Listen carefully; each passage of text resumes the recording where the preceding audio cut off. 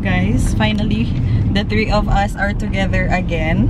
Almost after 3 weeks. Yeah, almost 3 weeks. So magwa 1 month na din sa Abhi na doon siya naka-duty. We have today to finish our things. So right now we decided to go to TechSmart because Abhi needed to get a shoes that is appropriate for muddy-carry weather. And doon sa TechSmart kahapon, tiningnan ko na kasi nagsabi na siya kahapon na i-check ko yung parang boots na klase ng sapatos. Kasi diba doon sa muddy-carry, rainy season, monsoon. So maulan talaga. If he's just going to wear the regular shoes, hindi siya magtatagal. Definitely. So he needed to have a waterproof kind of shoes. Yeah. Otherwise people are wearing it, their slippers or sandals or plastic shoes. I don't feel good when I'm in office to wear plastic. So kailangan niya yung parang boots na klase ng sapatos. So that's where we are heading right now. It's 10:20. After ng TechSmart, tsaka na lang kami mag-breakfast. We decided to go early para less traffic and our landlord will come also later. Let me give him 1 set of keys. Yes, baby. 1 set of keys. So, yun guys. Yan yung ating business for today. Tara, let's... Do we need to buy black shoes also for Mishkahan? For her school? Not really. She have like... The black tennis. Tennis multiple she has. Yeah, yeah. That's enough. That's enough. Okay. So, we don't need to buy her school shoes. Ah, madami din. It's good kasi, oh. Are you okay there? Yeah. She chose her own dress. Gusto niya same color sila ni Baby Jasmine and Daddy also is wearing same color. Tatlo silang matching. Let me see your dress, B. Yes, green dress. Matching with Baby Jasmine and Daddy. Silang tatlo. Same color. Ako yung naiiba. Naka-blue kasi ako. Diba? Pag umaga guys, walang traffic. Dito kadalasan yung traffic pag lumalabas kami usually pag tanghali, hapon. Ako, mahihirapan kang lumabas dito. Ayan, tingnan nyo. Na-stuck ka lang dito kasi kailangan mo mag-U-turn papunta doon sa city.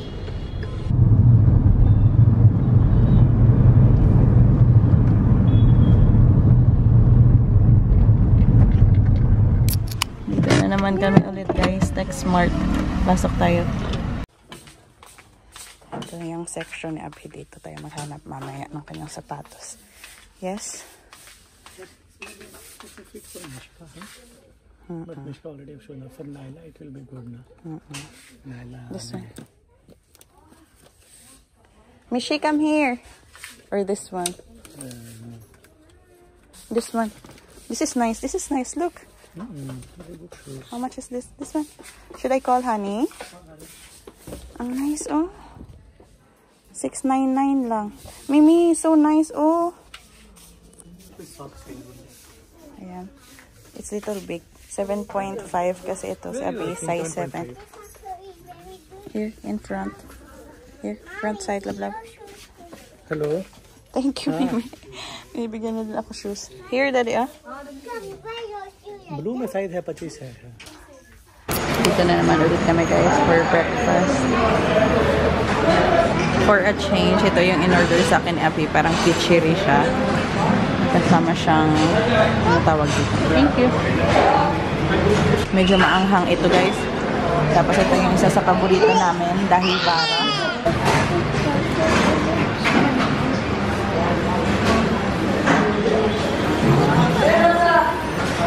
Daddy got Mimi's dosa. Plain dosa for Mimi. Yeah, that's your food. This is Mommy's food.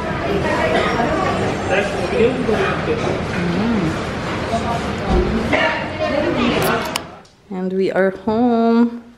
Ang gulo-gulo na ng bahay namin kasi nagliligpit na kami guys kung saan na lang nilalagay yung mga gamit-gamit. So, ito yung nabili namin from TechSmart. Ito muna yung kay Abhi.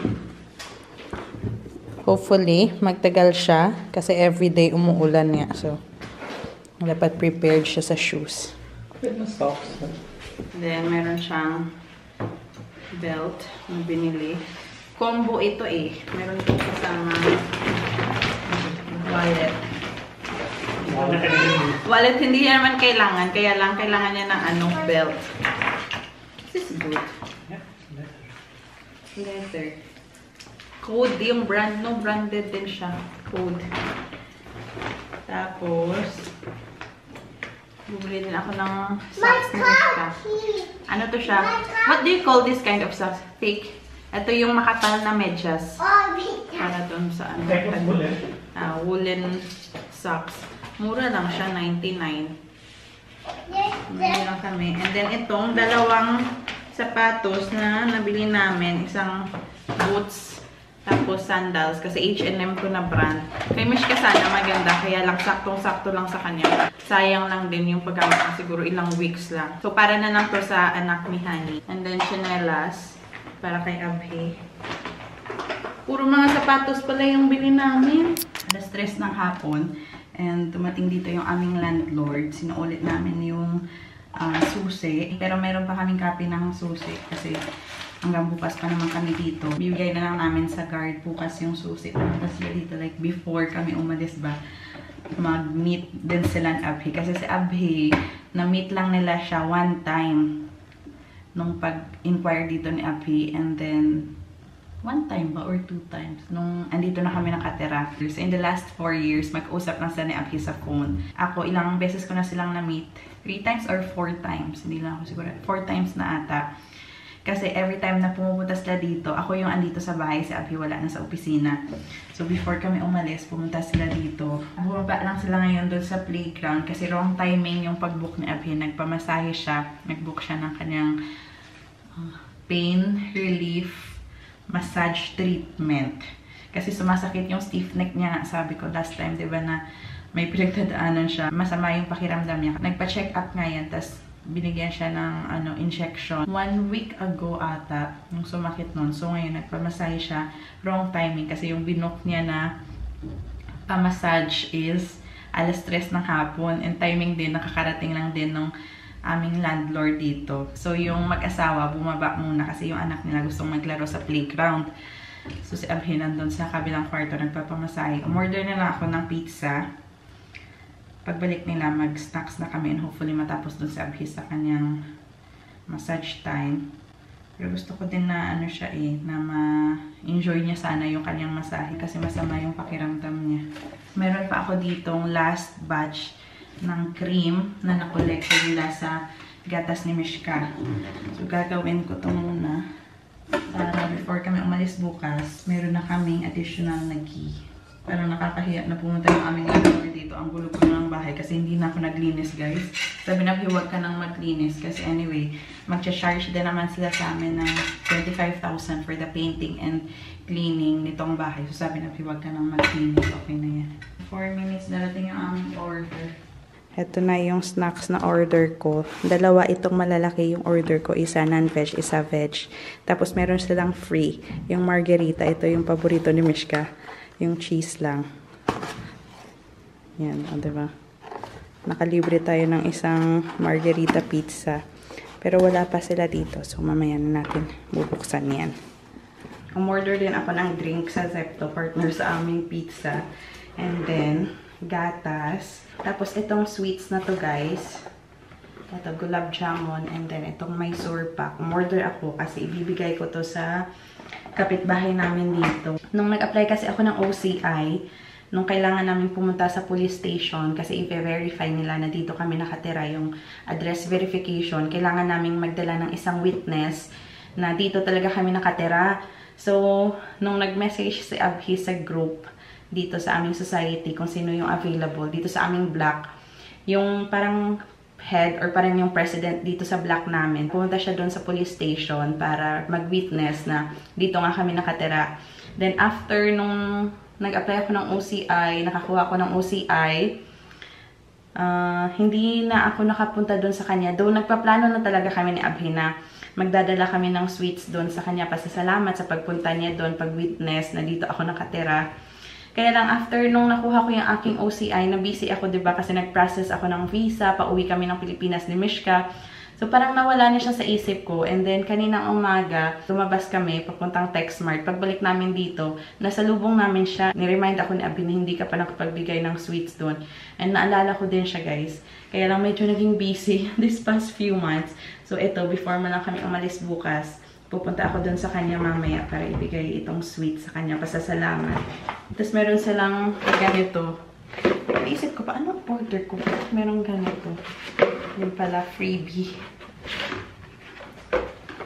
Yung laman. Budweiser beer. Tapos green tea.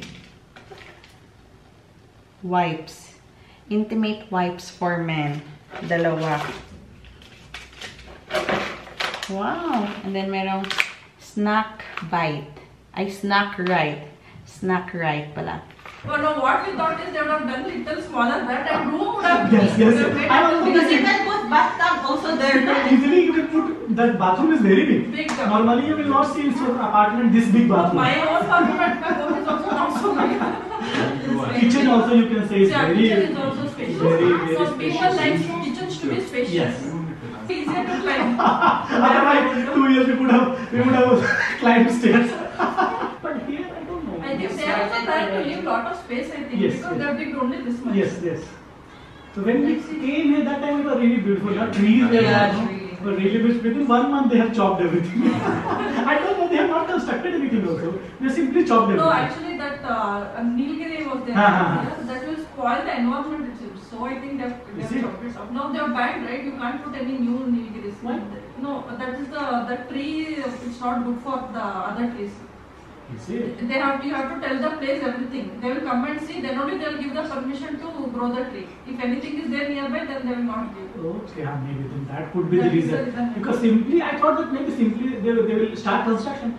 After they didn't start, I didn't mind, they simply chopped it. I think that is the reason. So maybe BPMP would have instructed them, maybe they would have done. They are our landlords, guys. Hi. They are the real owners of this house in which we have stayed for the last 4 years. So we are thankful to them for letting us stay in your... This was newly bought when we... Yeah, we were the first yeah, we are the first tenant. So thank you so much for letting us stay in this beautiful house in which we have created so many memories.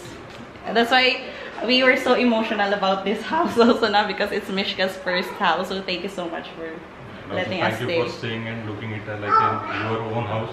Yeah. Keeping it like so clean and everything. Yeah, we have When we really may miss tried. you and like your family staying here and something. Yeah, thank you so maybe much. like when you come back to Bangalore and if it's vacant, so you can come and Yes, whenever you yes, need it.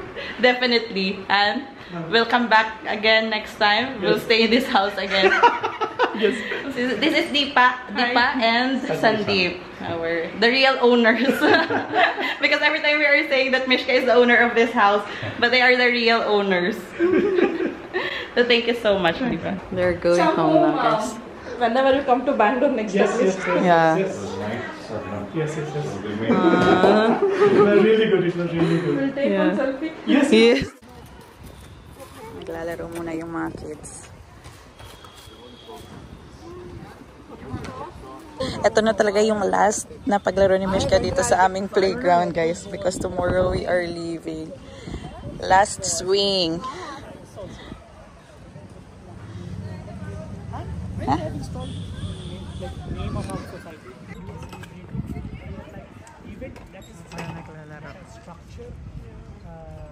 Go slide. Slide. Go slide with Baya. Go slide. Baya is there. One last time. Gusto niya talaga dito.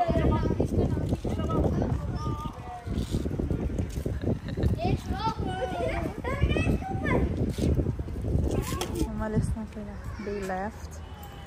Daddy is emotional. Daddy is feeling sad. Daddy is feeling sad saying goodbye to Sandeep. It's like saying goodbye to our house. Tomorrow will be a whole different emotion saying goodbye to the house. to say goodbye to our house tomorrow. Where the paper? It's with me. Actually, bukas, pwede din naman yung mga movers and packers yung mag-pack nito. Kaya lang gusto ko ng unti-unti yung pag-pack na aming mga grocery. Yeah. Huh?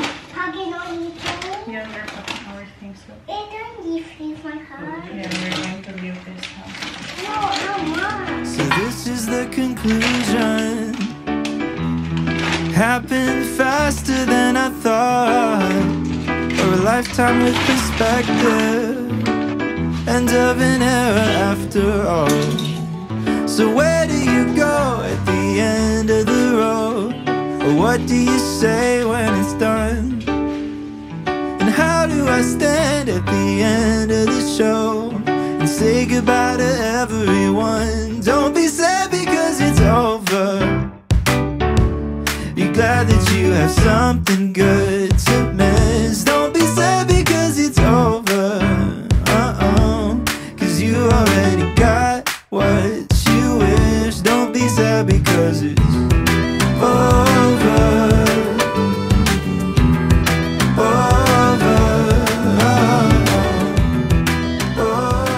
Nag-busy ako kasi may pinuntahan kami dito sa taas. Yung tumulong nga sa akin nung nag-process ako ng OCI. So we went there to say thank you and they're so nice. I feel so happy that before leaving this place, I was able to say thank you to the people who have been very helpful. And kahit hindi man kami yung naging friends sa kanila, pero naalala nila kami. So we are very thankful to them. And aalis kami dito na... And we were hesitant to go. Yeah, we were kind of shy. But we were happy that we are leaving this place that we have said our thank yous to them. Yeah. Tingnan niyo yung aming bahay, guys. Our last night in this house. Very, very messy. Things everywhere. Tapos dyan sa kusina, lahat ng mga garbage nilagay na namin dyan. And then maghuhugas na lang ako and bukas na yung iba. Actually, si Abhi, this man right here, he's having his haircut scheduled at 9:30. So, andito na yung mag-haircut sa kanya. No, we are not opening that, Lab. You watch Peppa Pig here. In Bangalore, At 9:30 you can have appointment. There in 9:30, it's like that whole city is already nighttime already. Nap. Yeah. After 8, it's like quiet. So, say goodbye to Urban Company. After this. Daddy, this good daw. Mishka, Get down, please. Mommy, this one is Daddy's passion. Mommy, this one is Daddy's passion. But this one is Daddy's passion. Yeah, that's Daddy's hair salon. Daddy, this one is your passion style.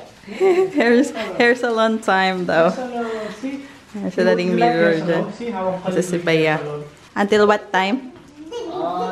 This 9:30 is last slot. it depends. Sometimes 10 o'clock will be also there, 9 o'clock also will be there. Weekends, there's so many customers na. Daddy? Is Daddy? Are you ready? Natanong ko sa Daddy, are you ready?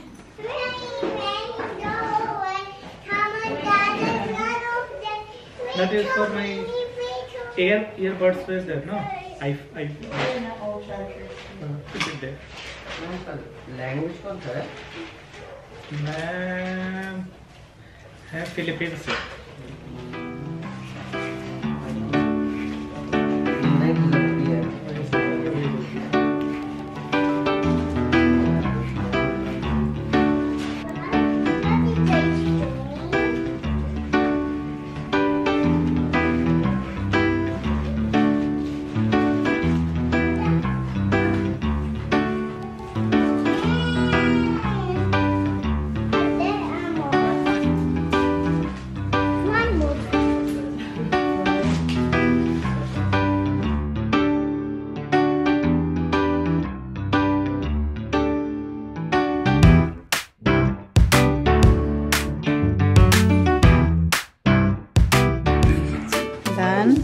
Tapos na. Wait for Uncle to come and then give that to Uncle, okay? Uncle Soda. Yeah, for Uncle. Stand here na. Wait for Uncle. Tapos na yung kanyang home service. 11 o'clock. Daddy. Let's enjoy our last night here in our house in Bangalore. Ayaw pa ni Mishkang matulog. Ready? Let's enjoy our last night here in this house. Go that side. That side. Tingnan nyo yung kortina namin dito ngayon, guys. Sipit-sipit lang yung nilagay ko dyan para hindi ko na ilagay yung bagong laba ko ng kortina. What? Funny story, please. Let's say good night from our Bangalore house.